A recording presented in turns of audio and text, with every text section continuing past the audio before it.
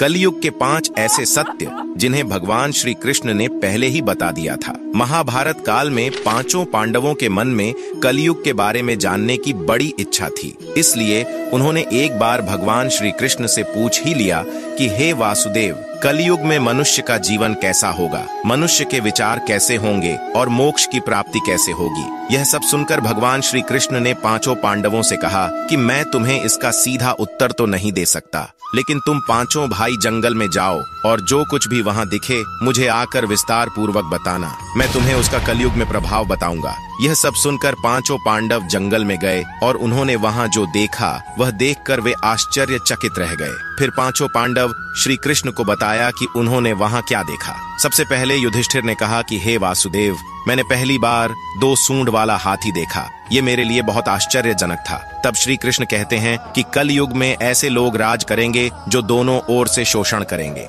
कहेंगे कुछ और करेंगे कुछ और, मन में कुछ और होगा और कर्म कुछ और ही करेंगे। ऐसे ही लोगों का कलयुग में राज होगा। उसके बाद अर्जुन ने कहा कि हे वासुदेव, मैंने जो देखा वह तो इससे भी आश्चर्यजनक था। मैंने एक पक्षी देखा जिसके पंख पर वेद लिखे थे, लेकिन वह मांस खा रही थी। तब श्री कृष्ण बताते हैं कि कलयुग में ऐसे लोग रहेंगे जो बड़े ज्ञानी कहलाएंगे, वे ज्ञान की चर्चा तो करेंगे लेकिन उनका आचरण राक्षसों जैसा होगा। कलयुग के मनुष्य धन और संपत्ति के लोभी होंगे, भले ही उनके पास कितना भी ज्ञान क्यों ना हो। उसके बाद भीम ने कहा कि एक गाय अपने बछड़े को इतना चाटती है कि बछड़ा लहू लोहान हो जाता है। तब श्री कृष्ण कहते हैं कि कलयुग में माँ के बच्चों की प्रति ममता इतनी बढ़ जाएगी कि उन्हें अपने विकास का अवसर ही नहीं मिलेगा, जिसके कारण मोह माया में पड़कर वे बर्बाद हो जाएंगे। इसके अलावा जब किसी का बेटा घर छोड़कर साधु बनेगा तो हजारों लोग उसके दर्शन करने जाएंगे, लेकिन जब खुद का बेटा साधु बनेगा तो वे रोएंगे कि मेरे बेटे का क्या होगा।